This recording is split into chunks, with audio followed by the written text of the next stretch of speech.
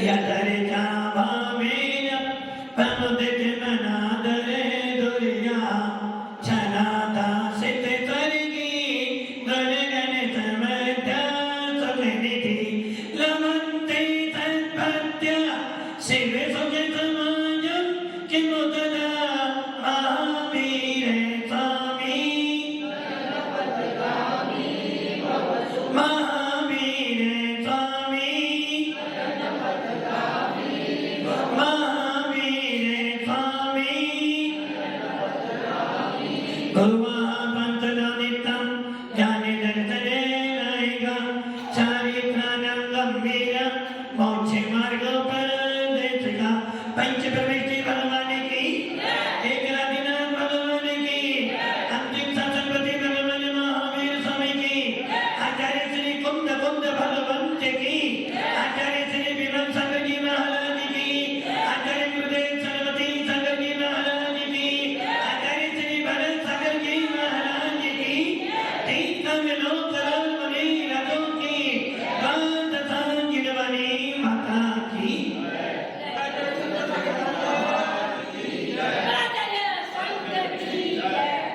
भव्य आत्मा भगवान महावीर का शासन चल रहा है और भगवान महावीर के शासन में हम लोग उस वीतराग वाणी को सुन रहे थे जिस वाणी को सुनने के बाद हमें वस्तु स्वरूप का बोध होता है और ये सुनिश्चित है जो जिन वाणी सुनता है जीवन में परिवर्तन होता है। जब भी जीवन में परिवर्तन होगा जिनवाणी सुनने से होगा और वो जिनवाणी जब परिवर्तन लाती है जब आपके जीवन में परिवर्तन होता है तो वो जिनवाणी सुनते सुनते एक दिन आप स्वयं उस जिनवाणी के स्वामी बन जाते हैं। अनादिकाल से जिन शासन चला रहा है और अनंत काल तक जिन शासन चलता चला जाएगा और हम ये भी जानते हैं इस जिन शासन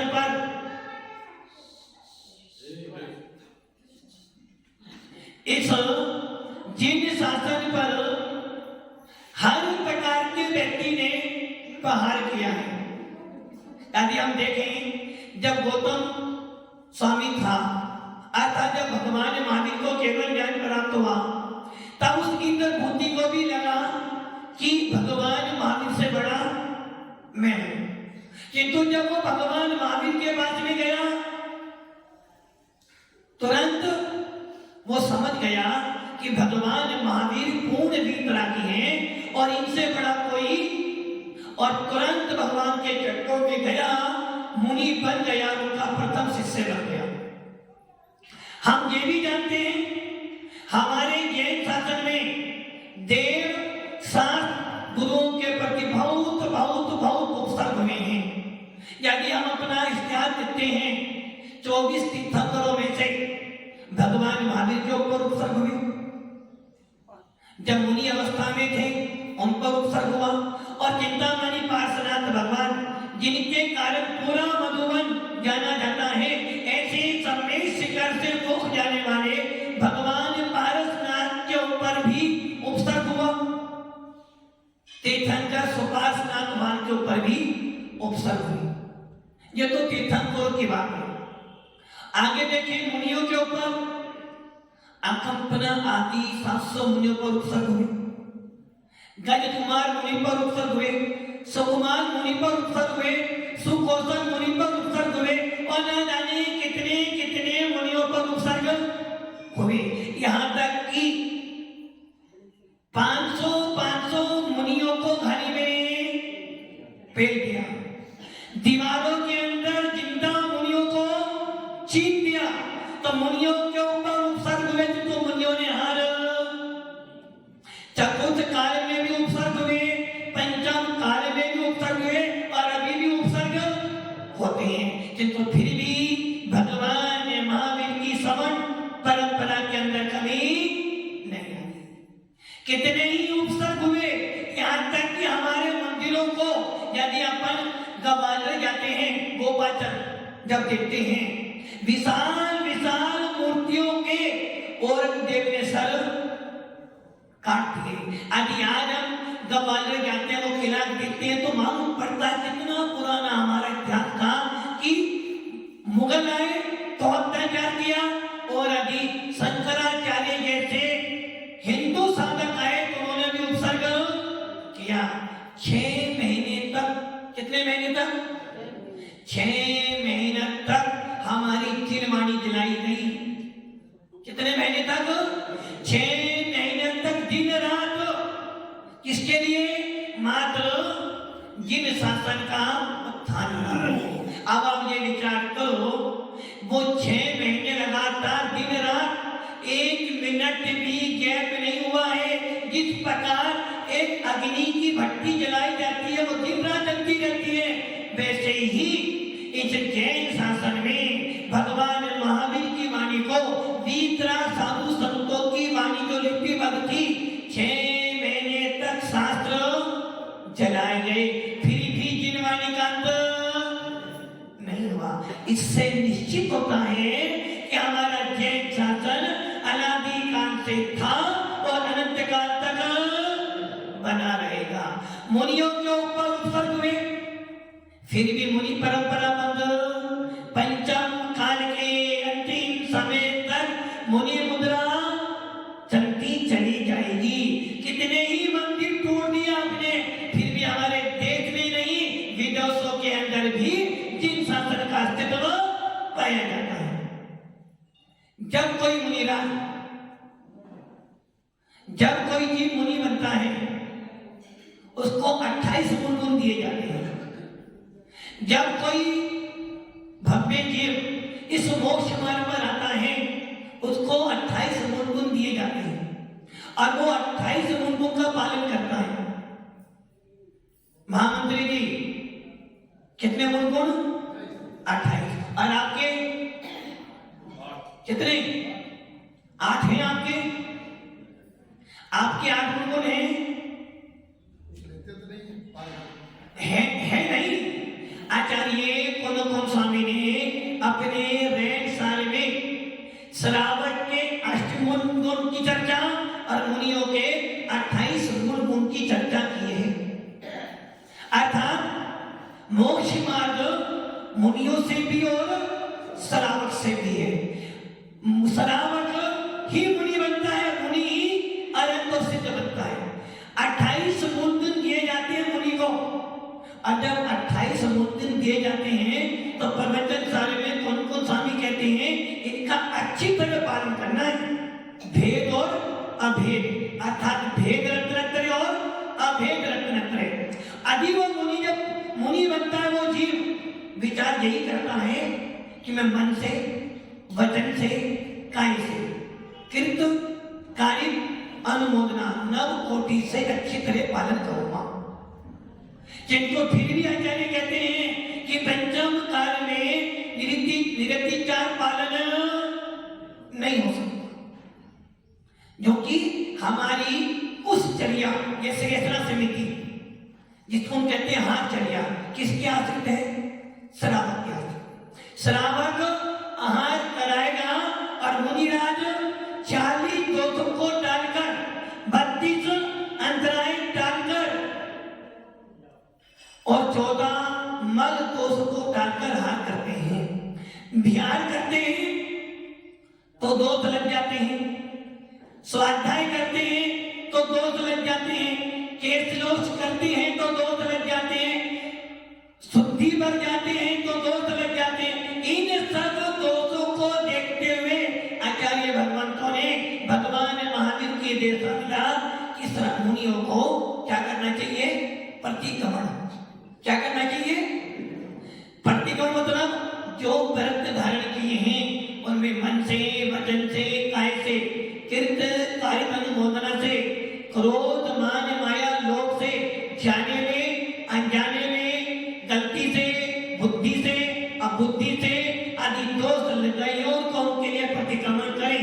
इसका अर्थ क्या हो गया कि आप अपनी आलोचना करें। आलोचना 2 प्रकार की, पहली है निंदा, दूसरी है गला। मुझसे गलती हो गई है, सबसे पहले मैं अपनी आत्मा में उसका पश्चाताप करूं, ये है करा। गुरु के पास में जाऊं, आचार्य के पास में जाऊं, निंदा करूं, अपने दोषों का निवेदन करूं, और उसके बाद वो आचार्य क्या करे? क्या करे? उसे घर भेज दे, घर भेज दे।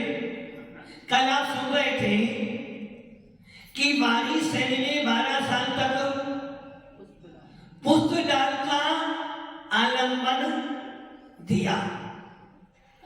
क्यों दिया? चाहते तो भाई तू घर जा, अपने तेरे से मोक्ष मार्ग नहीं बना तो अपने घर जा, किंतु वो जानते थे पंचम काल है, और इस पंचम काल में परिणामों की निर्मलता धीरे धीरे होती है। कुछ जीव तो ऐसे होते हैं, तुरंत आते हैं, दीक्षा लेते हैं और भावनी पकड़ कर लेते हैं। कुछ जीव ऐसे होते हैं जो धीरे धीरे परिणाम बनाते हैं, और कुछ जीव ऐसे भी होते हैं जिनको देखा देखी बंद हो जाते हैं। फिर जब कोई ज्ञान मिलता है, किसी अच्छे मुनिराज के पास जाते तो भाव सुधर जाते हैं। तो वाली सेन ने 12 साल तक संभाला, उसका फल क्या मिला? वही पुष्पडाल भावलिंगी मुनि। इसी प्रकार प्रायश्चित ग्रंथों में लिखा है, यदि कोई मुनि गलती करता है, गलती करने के बाद उसको आउट मत करो, पहले उसका परिणाम देखो कि वो क्या चाहता है, क्या उसके मन में जिन शासन के प्रति श्रद्धा है, क्या वो अपने वर्तों का पालन करना चाहता है, क्या वो सुधरना चाहता है। यदि वो सुधरना चाहता है तो उसको प्रायश्चित देकर गलती की। मुनि समुदाय ने जाना, किंतु आचार्य ने क्या कर दिया?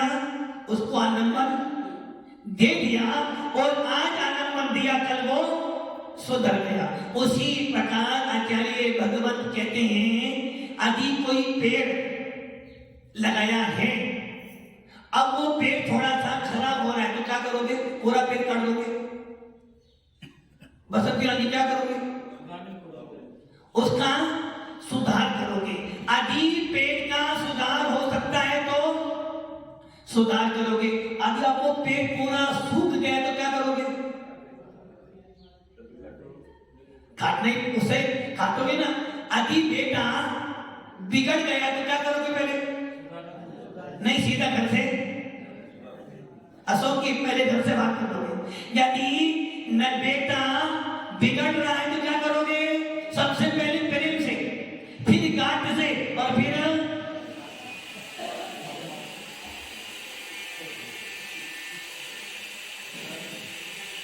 यदि बेटा बिगड़ रहा है तो पहले प्रेम से सुधारोगे, थोड़ा डांट लगाओगे, अथवा जब नहीं मानेगा तो थोड़ा सा धमकाओगे, और जब तीनों से नहीं माने तो बेटा अब तू यहां से जा, तू जान, तेरा काम जान। वैसे ही आचार्य भगवत कहते हैं, आपके लिए सबसे पहले भगवान की प्रतिमा, भगवान की प्रतिमा यदि हम वास्तुशास्त्र पढ़ते हैं, प्रतिष्ठा पाठ पढ़ते हैं, उसमें आता है जिस मूर्ति की आंख नाक कान खराब हो जाए, अंगों अंग पांग खराब हो जाए, तो ऐसी मूर्ति को विसर्जन कर देना चाहिए। और यदि लगता है कि ये मूर्ति वर्ग ले करने से ठीक हो सकती है तो उसका पुनरुद्धार जैसे कि आपने किया, उसी प्रकार मंदिर बनाना बहुत कठिन काम है। और हमारे शास्त्र कहते हैं 100 नए मंदिर बनाने का पुण्य एक तरफ, और एक पुराने मंदिर का जीर्णोद्धार करना अलग। एक नई दुकान खोलने के लिए आपको साल बीत जाता है, और एक पुरानी दुकान को ही आप यदि संभालो तो वही पुरानी दुकान आपके लिए जीवन भर साथ हो। वैसे ही भव्य आत्माओं, ये बात निश्चित है हमारे जैन शास्त्र में, और वास्तुशास्त्र ये कहता है जब तक सुधारने की हिम्मत हो तब तक सुधारते रहो किसी वस्तु को एकदम, किंतु जब लगे कि मंदिर या मकान पूरा का पूरा जीर्ण शीर्ण हो गया है, इसके गिराने के लिए कोई रास्ता है ही नहीं, तब उसका पुनर्निर्माण किया जाता है। आपका मंदिर भी पुराना मंदिर है। असल में होता क्या है, वो कहावत पढ़ी ना, मत सुन मत पढ़ कुरान, सुना है ना, कितना सुना आपने, मत पढ़ कुरान। क्या कर आपने, अब हमें शास्त्र आगे की बात, यदि नापाक हो, यदि तू अपवित्र है तो जिनवानी सोने का अधिकारी कौन है, जो पवित्र हो। आपके यहाँ जब बहुत सारे घर में शास्त्र हो जाते हैं, क्या करते हो उनका? हाँ जी राजमन जी, आपके घर में शास्त्रों के कार्ड भी आते हैं, पत्रिकाएं भी आती हैं, फोल्डर भी आते हैं, क्या करते हैं उनका? मंत्री में रखते थे। और शास्त्र तो आते हैं, जो शास्त्र जीर्ण शीर्ण हो गए, क्या करते हैं उनका, क्या करते? जो शास्त्र मंदिरों में जो प्राचीन शास्त्र होते हैं, जो जिन शास्त्रों पे दीमक लग गई है, जो शास्त्र पढ़ने के लायक नहीं है, ऐसे शास्त्रों को क्या करते हैं, उनका विसर्जन। और जो शास्त्र अच्छे होते हैं उनको क्या करते हैं, उनको लेमिनेशन कर प्लास्टिक में रखकर दिमागी में अलमारी में सेट कर देते हैं। इसी प्रकार जो मंदिर पूरे जीर्ण हो गए हैं उनको तो अपन गिरा, किंतु जो मंदिर व्यवस्थित हैं और उनको हम गिराते हैं तो समझ लेना आप में और औरंगजेब में कोई अंतर।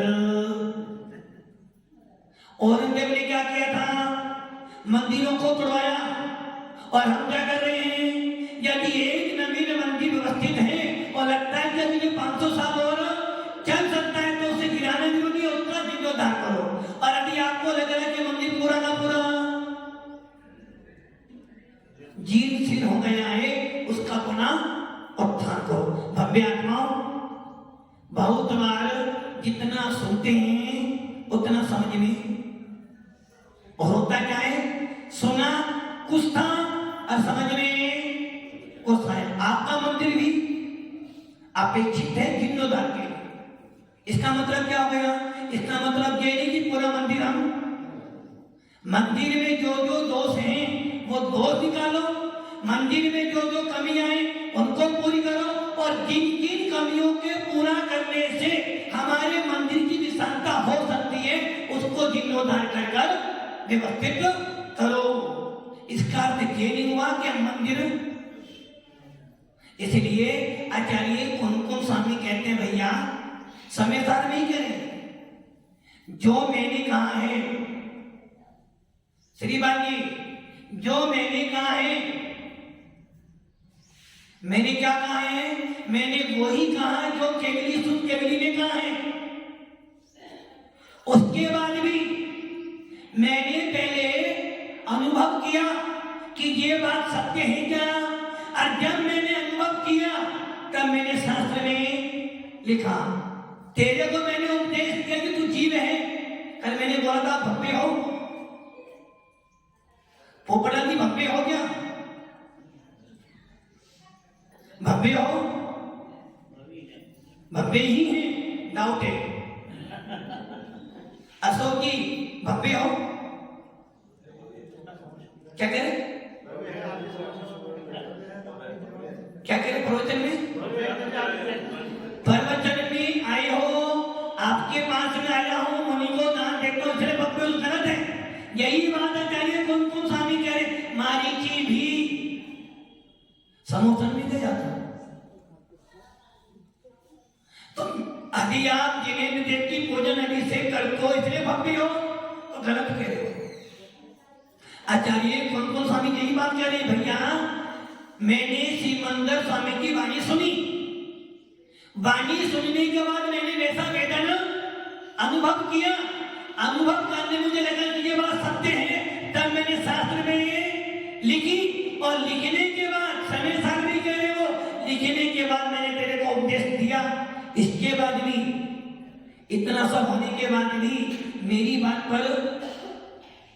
बात पे श्रद्धा नहीं करना। हो सकता है कि जितना भगवान ने कहा था मैंने उतना वेदन किया, लिपिबद्ध भी किया, हो सकता है कहीं में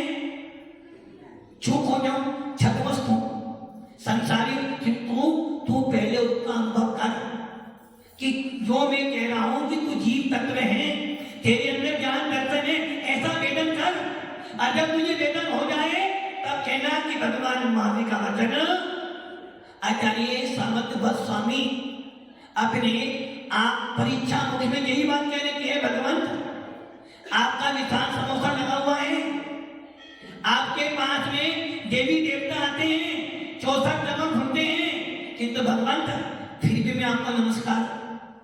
कौन कह रहे? आचार्य समर्थ भद्र, आचार्य समर्थ भद्र न्याय के आचार्य कह रहे भगवंत आपके पास देवी देवता आती है, तो देवी देवता किसी और के पास भी आ सकते हैं, आपके ऊपर 3 छत्र हैं, चमक ढूंढ रहे हैं, ये सब तो कोई भी माया से कर लेगा, किंतु आपके पास अनंत पुष्टि हैं, आपके पास ज्ञान दर्शन है, आपके पास केवल दर्शन केवल ज्ञान है, इसलिए मैं आपकी वीर आत्मा को नमस्कार करता हूं। उसी प्रकार बंदे आत्माओं, पहले बात को सुनो, फिर उसको समझो, फिर मुंह। हम क्या करते हैं? सुनते हैं आदि, बोलते हैं बाकी। इसलिए आचार्य कहते हैं पहले ध्यान से सुनो, सुनने के बाद उसका चिंतन मनन करो, उसके बाद में बोलो।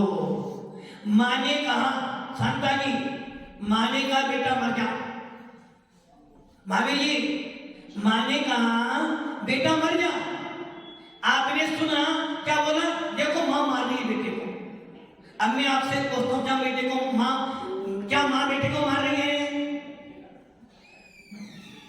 क्या हुआ इसका अर्थ? माँ ने बेटे को कहा बेटा तू मर जा। कब कहा था?